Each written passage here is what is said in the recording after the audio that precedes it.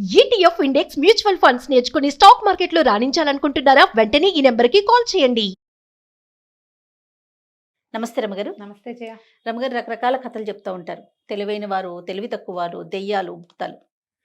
తెలివైన ఆడవాళ్ళ గురించి, తెలివి తక్కువ ఆడవాళ్ళ గురించి. తెలివి తక్కువ ఆడవాళ్ళ గురించి అన్న స్టోరీలు ఉన్నాయా? బోల్డ్ కానీ నాకు అడగటం నీకు ఇష్టం లేదు. నాకు ఇష్టం లేదు రమగారు. నీకు ఇష్టం లేదు. నేను అడగ- అమాయకపు ఆడవాళ్ళు అడుగుపోని. ఆడవాళ్ళు తెలివి తక్కువ ఏంటి అసలు? ఆడవాళ్ళకి తెలివి ఎక్కువ. అదే కదా. అమాయకపు ఆడవాళ్ళ గురించి ఏదైనా స్టోరీ ఉంటే చెప్పండి. ఏదైనా కాపీ చేయటం జనరల్ గా నేను ఎలా చేస్తున్నానో అలా చూసి నేర్చుకో అని చెప్తామా? అలా చూడటం అంటే ఇప్పుడు నువ్వు నన్ను చూసి నేర్చుకో జయ అని నేను ఏదో కూర చేస్తున్నాను అనుకో, నేను మధ్యలో ఫోన్ చూసుకున్నది తలకొక్కున్నది కాపీ చేస్తావా నువ్వు?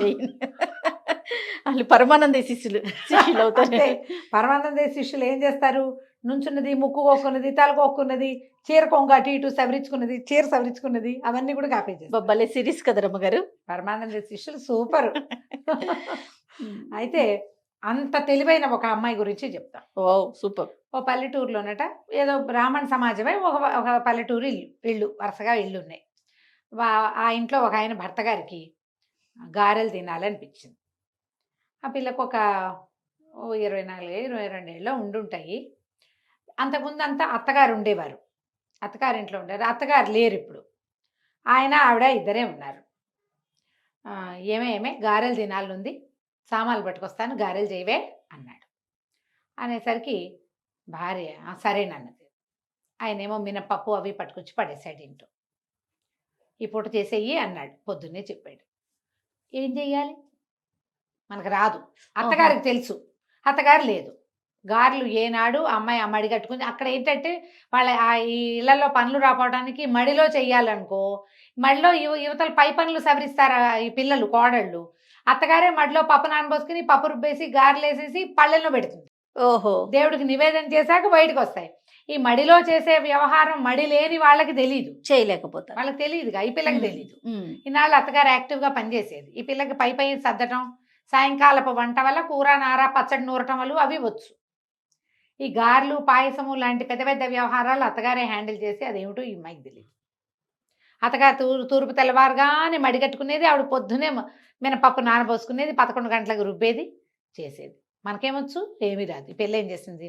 పక్కన ఒక మామగారు ఉన్నారు. ఆ మామగారు భర్త లేరు, ఆవిడకి తల కూడా లేదు, ఆ కాలం అన్నమాట. జుట్టు లేదు. జుట్టు లేదు. ఆవిడని మామగారు గారెలకి ఏం చేయాలండి అంది. ఏముందే, ఓ సేరుం బాతికో ఎంతో ఉద్దిపప్పు నానబోయి అంది. పోసి అని ఆవిడ అనే లోపల సరే అని పెళ్ళి వెళ్ళిపోయింది. ఏం చేసింది? ఆయన భర్త తెచ్చాడు కదా సేరుం బావో ఎంతో ఉంది, అది అంత డబ్బాడింది, నీళ్ళల్లో పోసేసింది. ఏవో పనులు చేసుకుంది. గారెలు అవ్వవే, ఉట్టిపప్పుకే. మళ్ళీ వెళ్ళింది. మామగారు గారెలు ఎలా చేయాలంటే ఏదో చెప్పారు పొద్దున.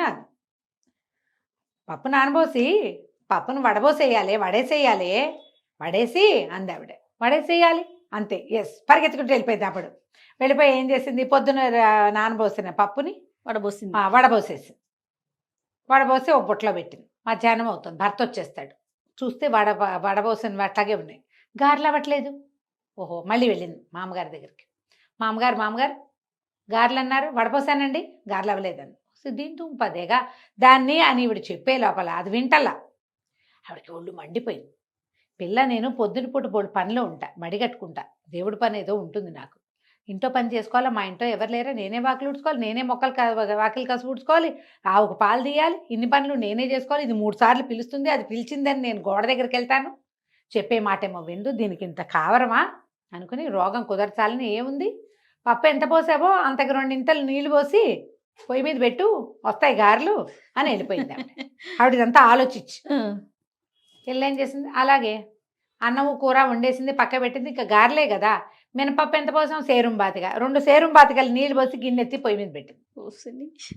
పొయ్యి ఆరేదాకా ఉంది, గారెలు అయిపోతాయి అనుకుంటుంది. మూత పెట్టేసింది. మనకి ఇప్పుడు గ్యాస్ స్టవ్ అనుకో, కళపెళ్ళలాడి కొంతసేపటికి పళ్ళెని తోసేసి నురుగొచ్చేస్తుంది. అవును. పూర్వకాలపు పొయ్యిలు ఏముంది, మనం ఎగసని దొరికిపోతే మంట నిదానంగా చల్లారిపోతుంది. అవి ఉన్న వేడే, కొత్త వేడి రాదు ఇంక అందులో. మధ్యాహ్నం అయిపోయింది, భర్త వచ్చేసాడు. ఏమే అయినాయి గారెలు అంటే అయ్యే ఉంటాయి అంది. అయ్యో, సరే ఏమిటో అంటోందిలే అని పెట్టేయి అన్నాడు. ఈవిడ ఏం చేసింది, ముందు కంచం పెట్టింది, పప్పు కూర వేసింది. ఆయన అన్నం తిన్నాక ఈవిడ ఒక బౌల్ పట్టుకొచ్చింది, చేతిలో పెట్టింది. పట్టుకోటి బౌల్లో గారెలు తెచ్చిపోస్తానంది. తెచ్చిపోసటం ఏమిటో ఈయనకి అర్థం కాలే. ఆ అమ్మాయి ఏం చేసింది, పొయ్యి మీద నుంచి గిన్నె దించి గరిటె పెట్టి కలిపి ఇదిగోండి అని పోసింది. పిండి పోసింది. తెల్లపోయి ఇవేమిటే ఇదే పనే అన్నాడు. ఏమోనండి మామగారిని అడిగాను, ఇదేట గారెలు పొయ్యి మీద పెట్టమన్నారు, పెట్టాను అనగానే ఏమిటి మినపప్పు ఉడకబెట్టావేమిటే, నీకు గుర్తులేదా మా అమ్మ గారెలు చేసేదే, పెట్టా ఉంటేవే విరిస్తే విరగాలి, కరకరలాడాలి, బంగారపు రంగు రావాలి, ముదురు బంగారపు రంగు, ముదురు బెల్లపు 3-4 రంగులు వర్ణించాడు ఈయన.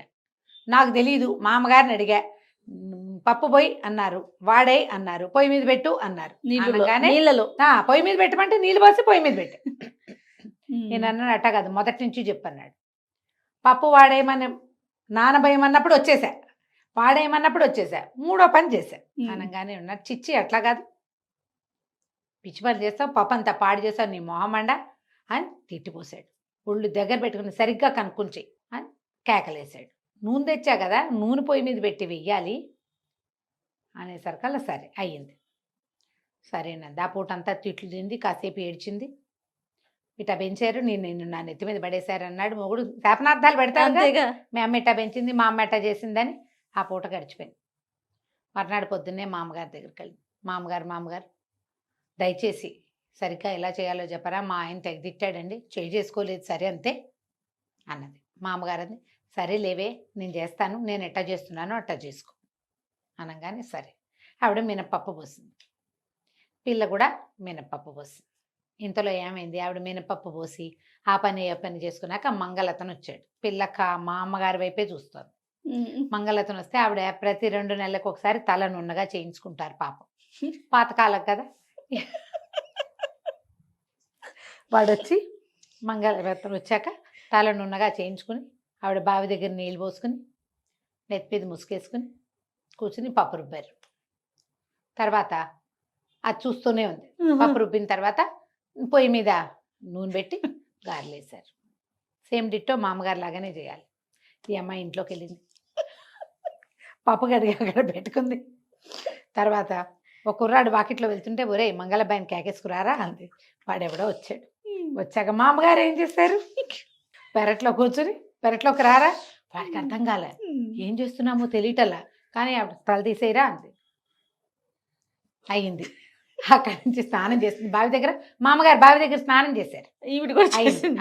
అక్కడి నుంచి ఒక తెల్లటి చీర అత్తగారిది ఉంది లోపల, ముసుకేసుకుని పప్పు రుబ్బుతోంది. ఈ లోపల ఏమైంది, భర్త గారు ఎక్కడికో వెళ్ళి పక్క ఊరు యాయవారానికో దేనికో శేషానికి వెళ్ళాడు. లోపలికి వచ్చాడు. వస్తే వెనక నుంచి చూసేసరికల్లా పొయ్యి దగ్గర రోల్ దగ్గర కూర్చుని పప్పు రుబ్బుతున్న వాళ్ళు కనపడ్డారు. వెనక నుంచి చూసాం పక్కింటి మామగారు అనుకుని, అదేమిటే తయారు అట్టా చేస్తున్నావు, పక్కింటి మామగారిని అడిగి చేయించమన్నాను కానీ మామగారినే కూర్చోబెట్టి చేయిస్తావుటే అన్నాడు. అనేసరికల్లా ఈవిడమ్మ ఏం చేసి వెనక్కి తిరిగి, మా అమ్మగారితో ఎందుకు చేయిస్తానండి, ఆవిడ చెప్పినట్టే చేస్తున్నాను, నేనే చేస్తున్నా కాదు అంది. నిర్ఘాంతపోయాడు. ఏమిటా ఈ తెల్లచీర ఏమిటా నువ్వు అన్నాడు. తీరా చూస్తే జుట్టేది, జుట్టు లేదు, బొట్టు లేదు, కూర్చునుంది. బొట్టు మామగారు పెట్టుకోలేదు. ఆవిడ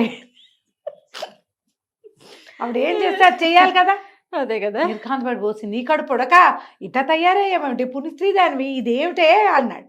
మీరు మామగారు చెప్పినట్టు చేయమన్నారా, పొద్దునుంచి కూర్చుని చూసా, మామగారు ఏం చేశారో అదే చేస్తారు, ఇగో పప్పు రుబ్బుతున్నా గారెలేస్తా అనగానే మొగుడు అమ్మ నా బూతులు తిట్టి అద్దం తీసుకొచ్చి అద్దం చూసుకో ఎట్టా ఉన్నావు, మామగారు ఏం చేశారు, నువ్వేం చేస్తున్నావే, ఎటా వెళ్తావే ఈ అవతారంతో అంటే. ఏం చేస్తుంది, నేను చచ్చిపోయానని ఇప్పుడు నేనే గారెలు వేసుకు తినాలని తెగ తిట్టాడు భర్త.